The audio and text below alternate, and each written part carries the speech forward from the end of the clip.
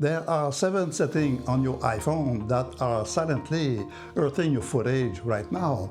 Apple does not build the camera app for filmmaker, they build it for everyone. So, by default, some settings are turned on that works against you. They affect your image and your consistency and your editing workflow. In this video, I show you exactly what they are, where to find them, and why you need to change them. The first setting I recommend changing is the HDR video. Where to find it?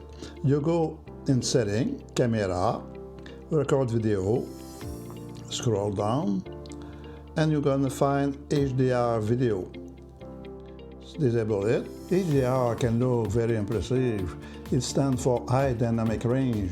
It can give you brighter highlight and more dramatic image on compatible screen. Apple lets you enable or disable HDR video recording in camera settings.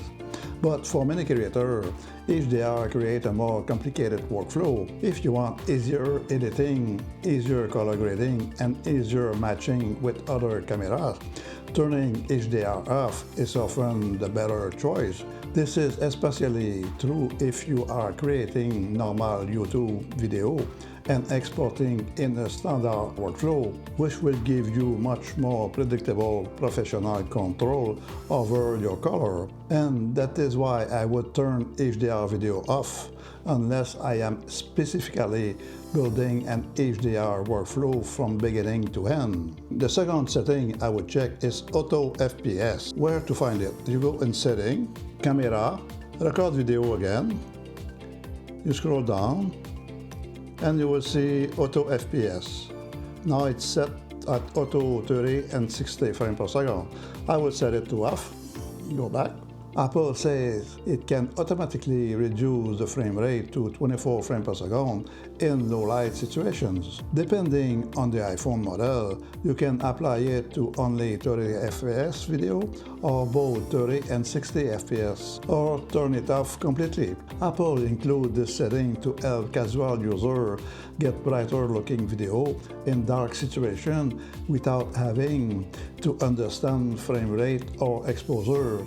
In other words, the phone tries to help automatically by lowering the frame rate when the light is poor. But for Filmmaker, I do not like this setting, because if I choose 30 FPS, I want 30 FPS. If I choose 60 FPS, I want 60 FPS. I do not want the phone making the decisions for me. If I need better low light result, I prefer to solve that myself with better lighting, a more stable shot, or a different filming setup. The next one is a big one, automatic macro switching. To find it, you go in Setting, Camera, go back, and you're going to scroll down. Macro control gives you control over automatic macro switching. It gives you control over the lens switch when enabled.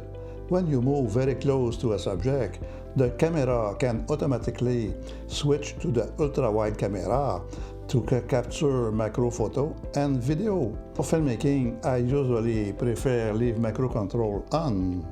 On the screen of the camera app, this is the manual control of that behavior. When macro control is enabled in Setting Camera, the camera app shows the auto macro button when you get close to a subject. That button lets you turn the automatic macro switch off or back on for that moment.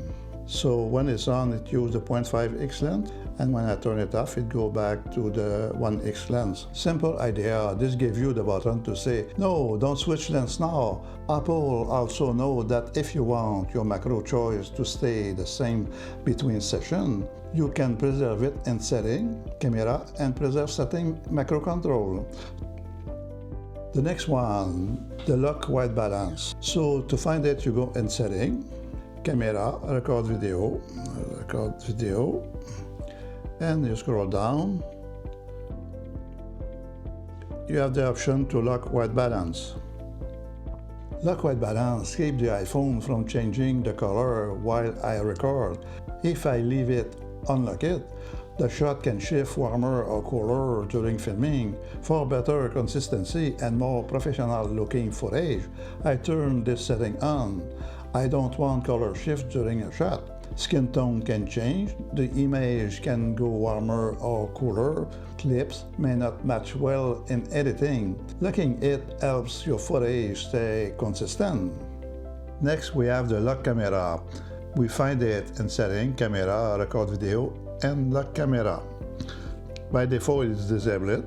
Lock camera prevents the iPhone from automatically switching between lenses while you're recording video, and it's off by default. That matters because when the camera changes by itself, it can also change the framing, the perspective, the exposure response, and sometimes even the overall character of the shot. For casual user, that may not be a big problem, but for filmmaking, that kind of change can break visual consistency and make your footage harder to match in editing. I prefer to decide which lens I'm using and keep that look consistent for the entire shot. So this is a setting I recommend to turning on. Number 7, spatial audio. You will find it in setting, camera, record sound, and there you have spatial audio. If you're using an iPhone 16 or later, this is one setting I recommend checking right away.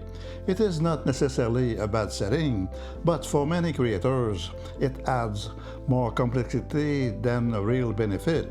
Spatial audio is designed to create a more immersive sound, which may be interesting for some users. But for filmmaking, tutorial, talking head video, and most YouTube content, I usually prefer stereo. My goal is simple: clear voice, easier editing, and more predictable audio.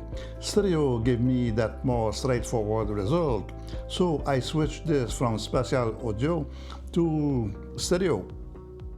So if you want your iPhone footage look more professional, more consistent, and easier to edit, these are definitely settings you should check right away. Sometimes better video is not about buying more gear, sometimes it's just about changing the right settings and taking back control. If you found this helpful, let me know in the comments, and if you want, I can make another video showing you the iPhone settings I personally use for the best filmmaking results. Thank you for watching. I see you in the next video. Bye.